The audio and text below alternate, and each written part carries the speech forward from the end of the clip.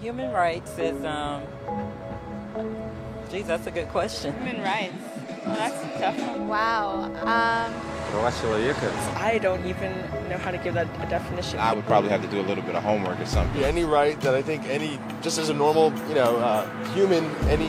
The rights that humans have. Oh, that's a very large debate. Tú le puedes preguntar a 20 personas y te van a dar 20 diferentes opiniones. Non saprei, una domanda complicatissima. We just take them for granted that they're there, but we don't even consider what they are.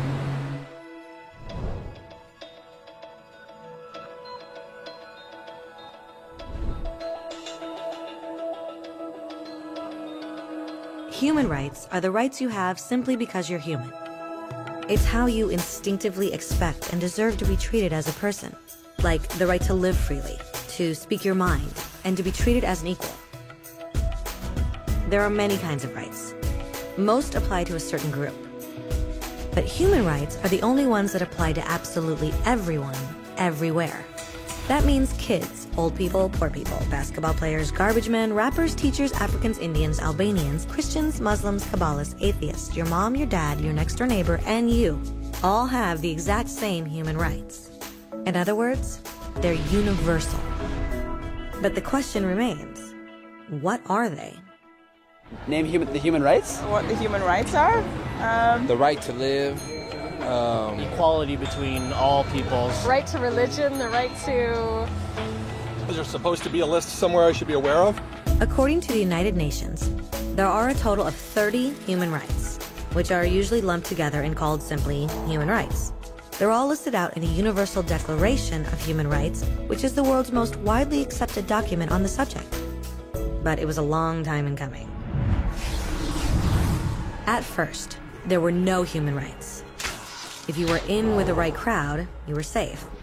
If you weren't, well, you weren't. But then a guy named Cyrus the Great decided to change all that. After conquering Babylon, he did something completely revolutionary. He announced that all slaves were free to go. He also said people had the freedom to choose their religion, no matter what crowd they were a part of. They documented his words on a clay tablet known as the Cyrus Cylinder. And just like that, human rights were born. The idea spread quickly to Greece, to India, and eventually to Rome. They noticed that people naturally followed certain laws, even if they weren't told to. They called this natural law, but it kept getting trampled on by those in power. Not until 1,000 years later in England did they finally get a king to agree that no one can overrule the rights of the people, not even a king.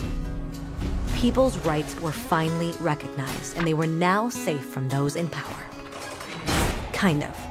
It still took a bunch of British rebels declaring their independence before the king got the point that all men are created equal. Which isn't to say he liked the idea, but he couldn't stop them, and America was born.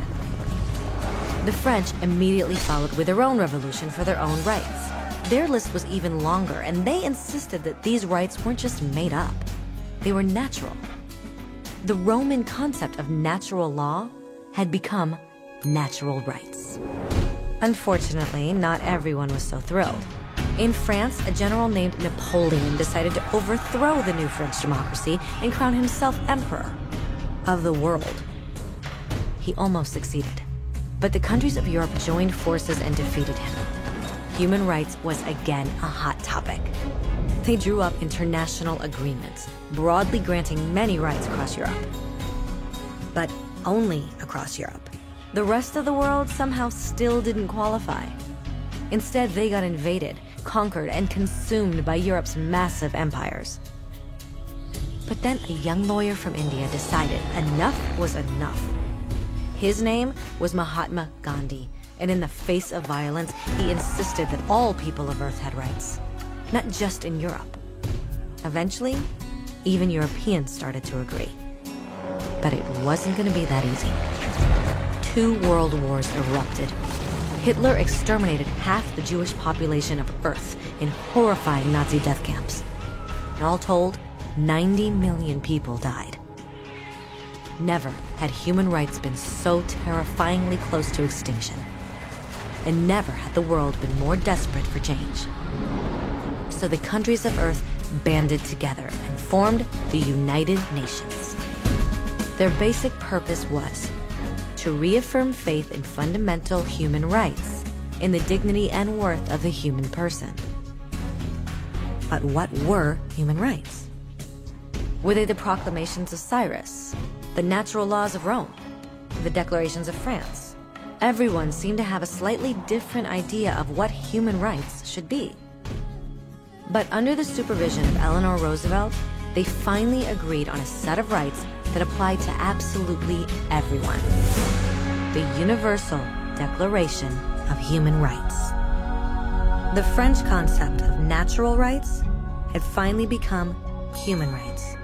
So, in summary, at first, only a few lucky people had any rights, until one of those guys decided, hey, other people should have some rights too, which was great, except not everyone agreed. And it only took a few thousand years of fighting and declarations and more fighting until everyone finally agreed that human rights should apply to everyone. And they all lived happily ever after. Except for one little problem. If people have the right to food and shelter, why are 16,000 children dying of starvation every day? 1 every 5 seconds. If people have freedom of speech, why are thousands in prison for speaking their minds? If people have the right to education, why are over 1 billion adults unable to read? If slavery has truly been abolished, why are 27 million people still enslaved today? More than twice as many as in 1800.